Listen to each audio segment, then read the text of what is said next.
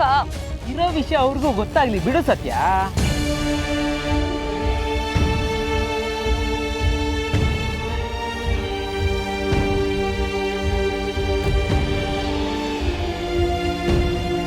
ಆ ಪತ್ರನ ಸುಡಕ್ ಹೋಗ್ತಾ ಇದ್ದಿದ್ ಸಾರ್ಗೆ ಇಲ್ಲಿನ ಜನರ ಜೀವನನ ಸುಡಕ್ ಹೋಗ್ತಾ ಇದ್ದಿದ್ ಯಾರು ಅಂತ ಗೊತ್ತಾಗ್ಲಿ.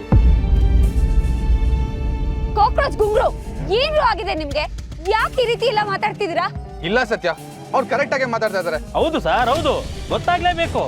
ಗೊತ್ತಾಗ್ಲಿ ಅಂತ ತಾನೆ ನಾವಿಷ್ಟೆಲ್ಲ ಮಾತಾಡ್ತಿರೋದು. ನೀವು ಓದಿ ಸರ್.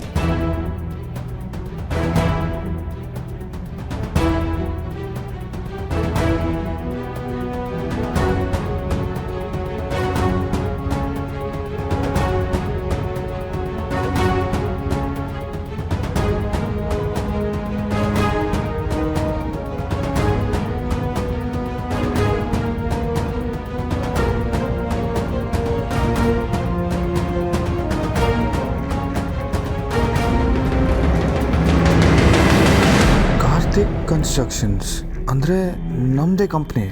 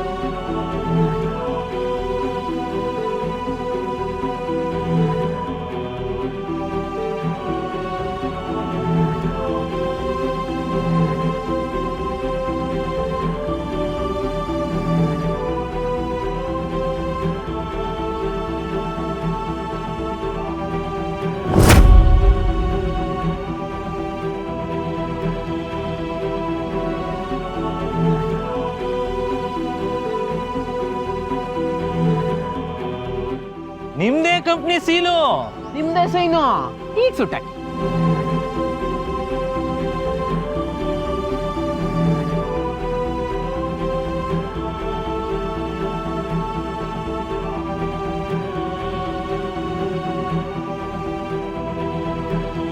ಯಾಕೆ ಸರ್ ಸುಟ್ಟಾಕೋಕೆ ಮನ್ಸು ಬರ್ತಾ ಇಲ್ವಾ?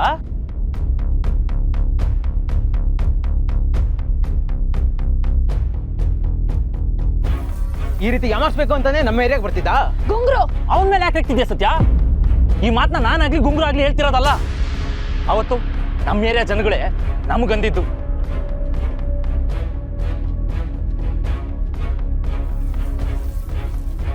ನಮ್ಮ ಜನಗಳ ದೃಷ್ಟಿಲಿ ನಾವು ಯಾವತ್ತೂ ಕೆಟ್ಟವರಾಗಿರ್ಲಿಲ್ಲ.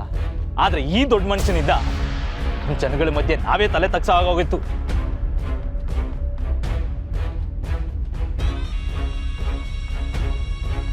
ಈಗೆಲ್ಲ ಅದು ಯಾಕೆ ಬಿಡ್ರಪ್ಪ, ಏನೋ ಗೊತ್ತಿಲ್ಲದೆ ನಾವು ಮಾತಾಡ್ಬಿಟ್ಟು.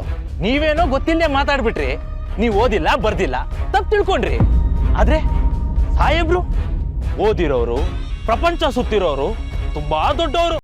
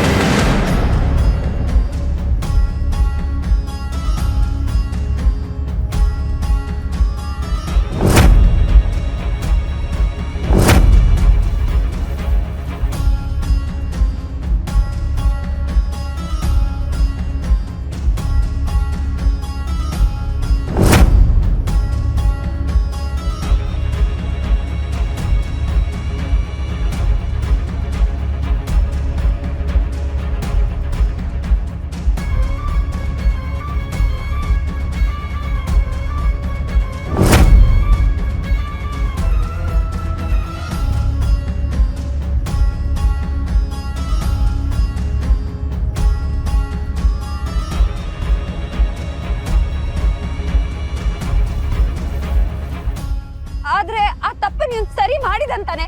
ಇನ್ಯಾಕ್ ಪದೇ ಪದೇ ಅದೇ ಮಾತು? ಸತ್ಯ, ಹಾಗಿದ್ರೆ ನೀನು ನಂದೇ ತಪ್ಪು ಅಂತ ನಂಬ್ತಿದ್ಯಾ? ಇದನ್ನೆಲ್ಲ ಬೇಕು ಅಂತ ಮಾಡ್ದೆ ಅಂತ ಹೇಳಕ್ ಬರ್ತಿದ್ಯಾ?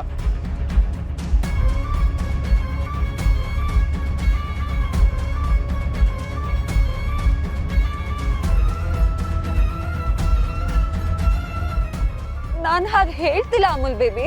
ಸಾಕು ಸತ್ಯ, ನಾನು ಮೋಸ ಮಾಡೋಷ್ಟು ಚೀಪ್ ಮೆಂಟಾಲಿಟಿ ಅವನು ಅಲ್ಲ.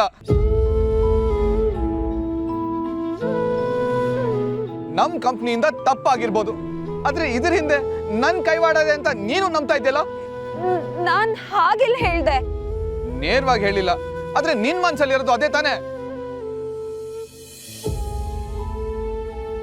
ನಿನಗ್ ನನ್ ಮೇಲೆ ಅನುಮಾನ ಇಲ್ಲ ಅಂದಿದ್ರೆ ಮೊದ್ಲೇ ಎಲ್ಲಾ ವಿಷಯನೂ ಹೇಳ್ತಾ ಇದ್ದೆ.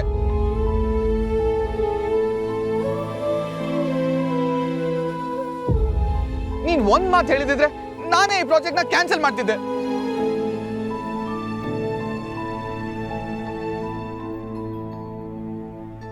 ಆಗ ಇಷ್ಟೆಲ್ಲ ಒದ್ದಾಡ ಪರಿಸ್ಥಿತಿನೇ ಬರ್ತಾ ಇರ್ಲಿಲ್ಲ ಸತ್ಯ.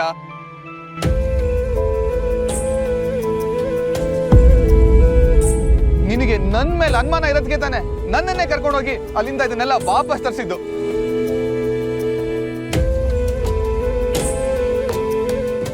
ಹರಸಿ ಆರತಿ